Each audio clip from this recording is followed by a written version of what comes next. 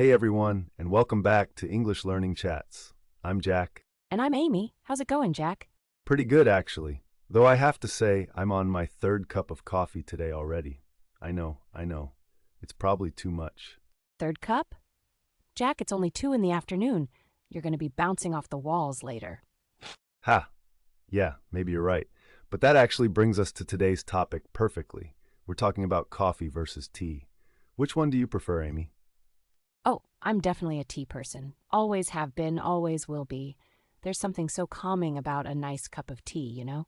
Interesting. See, I'm the complete opposite. I need that strong kick from coffee to get me going in the morning. Without it, I'm basically a zombie. A zombie? That's a bit dramatic, don't you think? Maybe slightly, but seriously, coffee just does something for me. The smell, the taste, the energy boost. It's like a warm hug in a mug.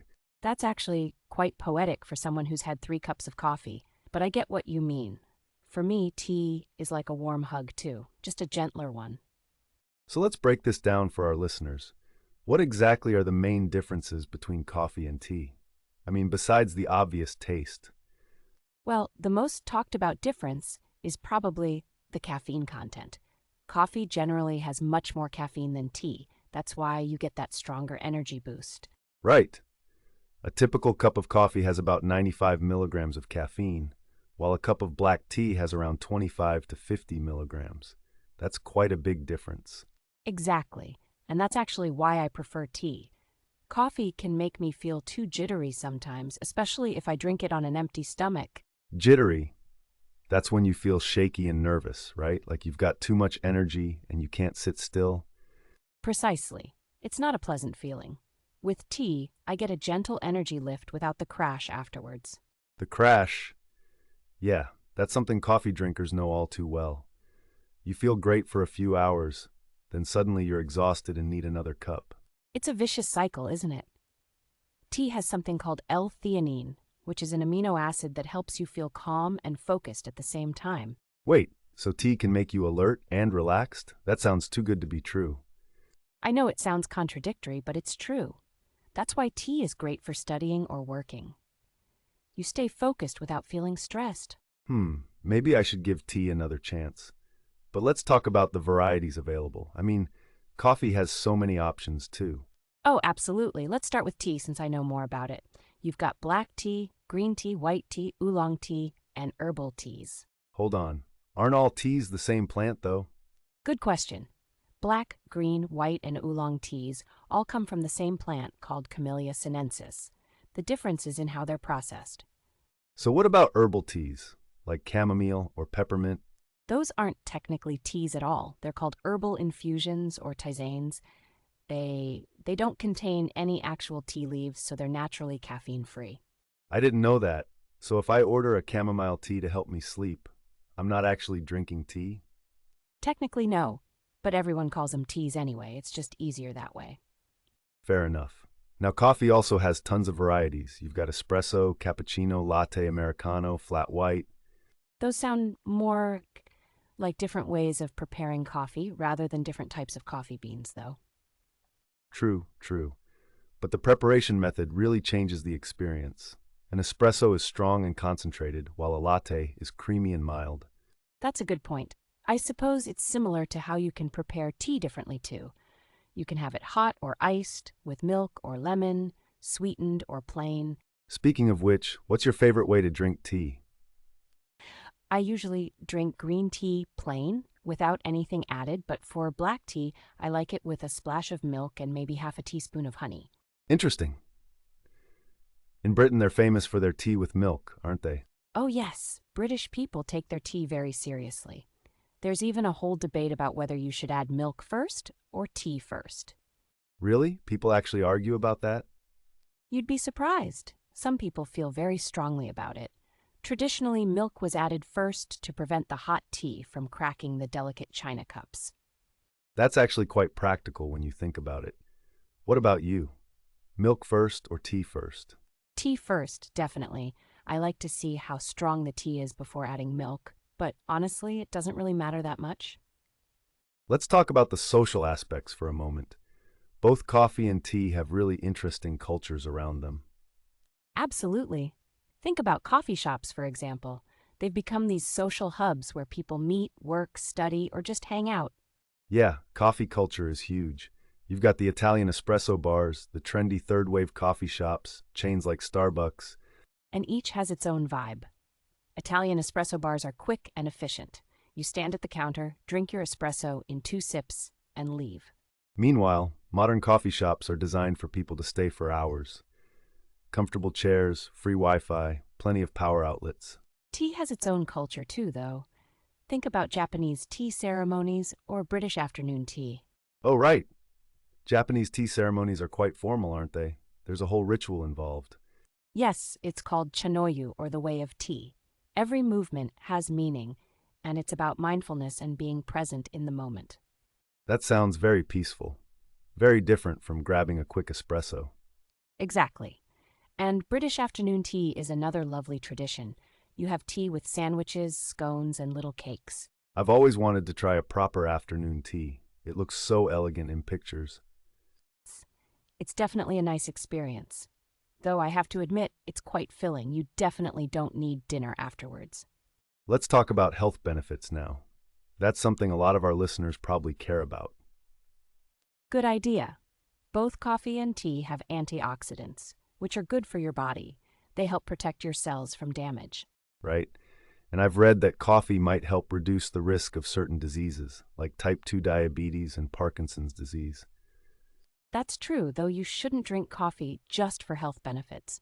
The research is still ongoing, and too much caffeine has its own problems. Like what kind of problems?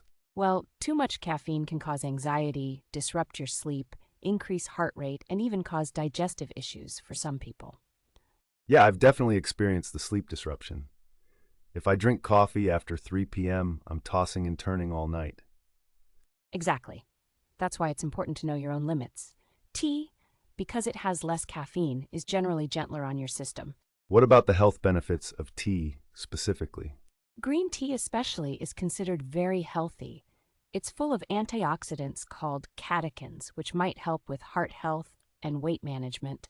Weight management? So green tea can help you lose weight?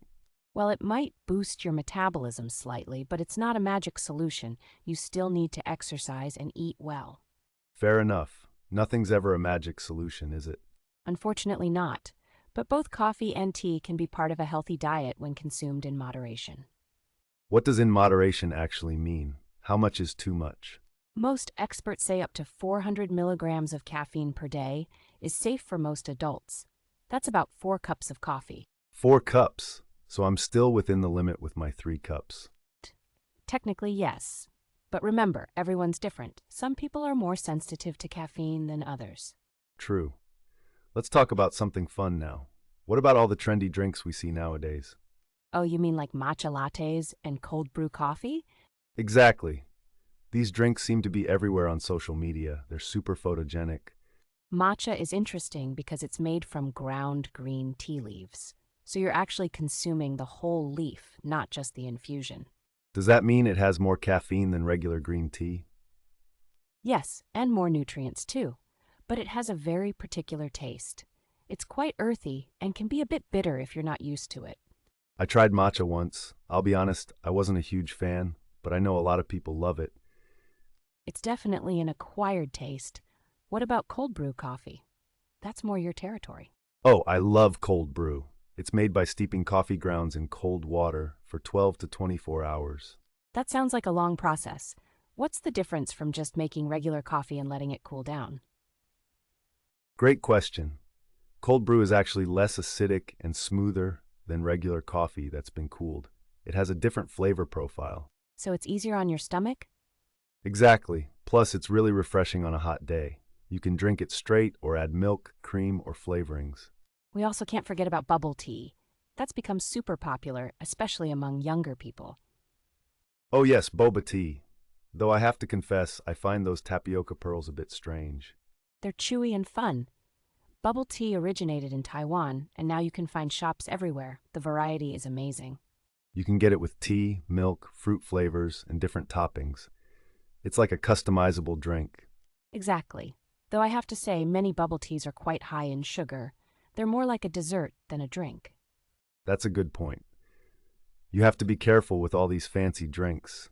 They can have a lot of hidden calories and sugar. Same with flavored coffee drinks.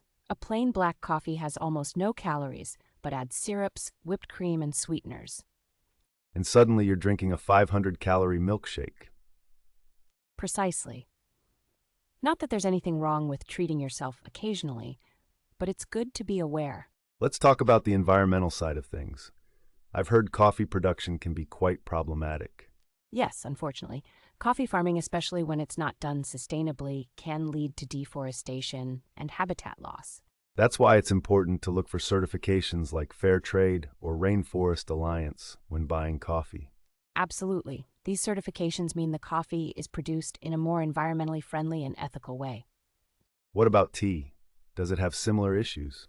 Tea production can also have environmental impacts, especially with pesticide use on large plantations. But there are organic and sustainable options available. It sounds like whatever we choose, we should try to make responsible choices. Definitely. And another thing to consider is packaging. Loose-leaf tea generally creates less waste than tea bags. Really? I thought tea bags were more convenient, though. They are more convenient, but many tea bags contain plastic. Plus, loose-leaf tea is usually higher quality. I didn't know tea bags had plastic in them. That's surprising. Not all of them do, but many use plastic to seal the bags. It's something to check if you're concerned about plastic waste. This is really making me think about my coffee habits. I use a lot of disposable cups from coffee shops. Have you thought about getting a reusable cup? Most coffee shops will fill your own cup, and some even give you a discount. I keep meaning to do that. I should really just keep one in my bag. It's a small change that can make a big difference over time. Think about how many disposable cups you use in a year. If I have 3 coffees a day, that's over 1,000 cups a year. Wow. Exactly, and that's just you. Imagine the global impact. Okay, you've convinced me. I'm getting a reusable cup this week. Good for you. Every little bit helps. So, we've talked about health, culture, environment. Is there anything we haven't covered? How about the cost? Coffee and tea can be very affordable or very expensive depending on what you choose. That's true. You can get a basic box of tea bags for just a couple of dollars. Or you can spend $50 on specialty loose-leaf tea from a famous region. The range is huge. Same with coffee. I can buy instant coffee for very little, or I can buy fancy single-origin beans for $20 per bag. And then there's the equipment. Making tea at home just requires hot water and a cup or teapot. But coffee? Some people invest hundreds or even thousands in espresso machines, grinders, and other equipment. It can become quite an expensive hobby if you're really into it. Tell me about it. I've spent way too much money on coffee gear over the years. Was it worth it, though? Honestly, yes. Making really good coffee at home brings me joy. It's like a little daily ritual. I completely understand. That's how I feel about my tea. Having that quiet moment with a perfect cup of tea is priceless. So I guess whether you prefer coffee or tea, what matters most is that you enjoy it. Exactly. There's no right or wrong answer. It's totally personal preference. Though I still think coffee is superior. Jack, we just agreed there's no right answer. I'm just kidding, mostly. But seriously, both have their place. Sometimes I do enjoy a nice herbal tea in the evening. See, there's hope for you yet. And I'll admit, the smell of fresh coffee in the morning is pretty wonderful. Maybe the real answer is that we don't have to choose just one. We can enjoy both. Now that's wisdom right there. Coffee for energy in the morning, tea for relaxation in the evening. Perfect balance. All right, I think we should wrap this up. What's your final takeaway for our listeners? I'd say try different things and find what works for you. Don't be afraid to experiment with new flavors and preparations. Great advice. And remember to consume caffeine in moderation, stay hydrated with water too, and try to make environmentally conscious choices. And, most importantly, enjoy whatever you're drinking. Life's too short for bad coffee or bad tea. Couldn't have said it better myself. Thanks for joining us today, everyone. We hope you learned something new. Until next time, keep practicing your English. And keep enjoying your favorite beverages. See you soon.